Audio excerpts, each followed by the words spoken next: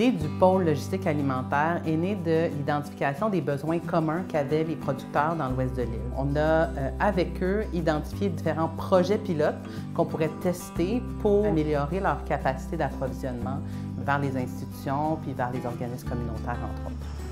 Cette année, c'est la première année où on a commencé un projet pilote sur l'offre collective de 3 à 4 producteurs dans l'ouest de l'île. Avec Centropole, Détroit-Pierre, Regroupement Partage et Les Jardins Carrière, on est allé voir des institutions publiques cet hiver, puis on a vraiment réussi à développer un projet avec 8 clients institutionnels. Ça a bien fonctionné, c'était un grand succès. Les objectifs du PLAUDI, c'est d'une part donner les moyens aux producteurs dans l'ouest de l'île de pouvoir produire et desservir les marchés. Puis d'autre part, c'est de s'assurer que les Montréalais ont accès aux produits qui sont cultivés localement.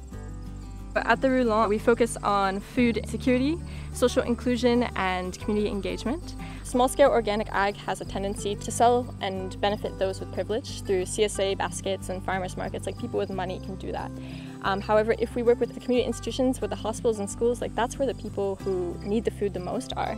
So if we work with institutions, that upgrades our social impact, that gets the food to where we need it the most. Voici le début du champ de permaculture qui part vers ici. On a plein d'engrais verts. L'année dernière, on a labouré, c'était une prairie. Le programme Cultiver l'espace, c'est un programme qui est novateur en agriculture périurbaine, où on travaille en étroite collaboration avec la ferme Détroit-Pierre, qui est une ferme en réinsertion sociale. Cette saison, on exploite un petit peu plus de 3,5 hectares pour des cultures, en fait, principalement des légumes à longue conservation. L'objectif de ça, c'est de donner des légumes à valeur ajoutée, des pommes de terre, des choux, des rutabagas, pour des familles qui arrivent souvent de milieux culturels diversifiés. Donc, on essaie de trouver des formules qui vont faire à tous. Les différents producteurs ont créé une offre regroupée de produits qu'ils ont rendus disponibles à différentes institutions. Et un camion, finalement, qui est utilisé par les différents producteurs membres du pôle. Pour nous, c'est vraiment une opportunité de mettre nos ressources en commun avec d'autres agriculteurs pour réduire les coûts et augmenter l'efficacité. Ça nous permet vraiment d'atteindre une nouvelle base de clients qu'on n'aurait pas normalement. Pour faire l'agriculture réussie dans le 21e siècle, il faut le faire ensemble. Il faut le faire aussi avec tous les paliers du gouvernement, la participation de la communauté aussi et les institutions même. Farmers are kind of like utility knives. We tend to do so many jobs. So with the collective offer, it's kind of taking some of those roles off our shoulders, and we're kind of compiling our resources, compiling our skills, our time, our energy, and that lets us spend more time and focus more on growing the best food we can, taking care of the land to the best of our ability. On avait des envies de s'approvisionner plus localement, mais je pense que ce qui manquait un peu, c'est la façon de le faire. Mais oui, c'est faisable, étant donné qu'on a un support constant de tous les intervenants.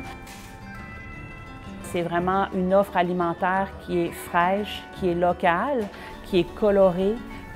Même les enfants apprécient. On voit ça dans leurs yeux, on voit ça dans les assiettes qui reviennent. Il y a moins de gaspillage. Dans un CPE, je veux dire, l'éducation, la pédagogie se fait de différentes façons. Donc, l'alimentation, la provenance des aliments, le contact avec les légumes, avec les couleurs, les sens des enfants sont quand même bien interpellés. C'est quelque chose d'intéressant pour nous. C'est quelque chose que les parents ont très apprécié aussi. Souvent, les enfants vont rentrer à la maison comme les délicata. Ils vont en parler aux parents parce que je suis rentré dans les classes puis je les ai montré le produit. Puis là, on vient juste d'introduire une famille complète à un nouveau légume, puis en plus qui est des fermes ici de l'ouest de Montréal. On a environ au CHUM 7000 repas par jour, incluant la cafétéria et le service aux patients. C'est très difficile pour un partenaire comme une ferme de produire à la hauteur de nos besoins. On a 4 fournisseurs au total, nous, de fruits et légumes, une ferme biologique, le PLAUDI, et ensuite, on va acheter notre résiduel chez nos distributeurs réguliers. Au PLAUDI, on vient avoir une variété qui est quand même plus grande. Donc, on a un producteur qui spécialise plus dans les laitues, les micro-pousses. On a quelqu'un d'autre qui fait un peu plus de serre avec des poivrons, des tomates. Et ce qui est vraiment intéressant, c'est qu'on a une seule livraison une fois par semaine, au lieu d'avoir plusieurs petits transporteurs. Il y a aussi Arrivage, qui est un partenaire qui nous aide à développer toute la mécanique derrière le processus d'approvisionnement. Arrivache est une plateforme qui permet aux producteurs de proposer leurs produits directement aux professionnels sans intermédiaire. Donc, ce qu'on a voulu créer finalement, c'est la possibilité pour le producteur de rassembler toute son offre au même endroit et en quelques clics de pouvoir envoyer des listes de prix, prendre les commandes. Le fait de pouvoir avoir ces relations beaucoup plus fluides, ça permet aux acheteurs d'être beaucoup plus fidèles, de revenir plus facilement vers le producteur.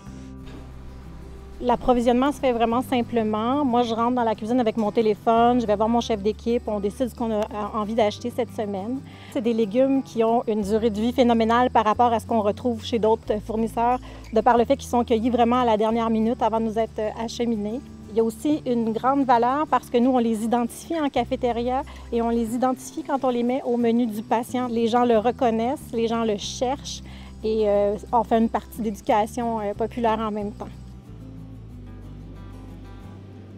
Ces projets pilotes qu'on met en place, on espère justement pouvoir inspirer d'autres acteurs de l'écosystème, pérenniser les solutions et les répliquer à plus grande échelle.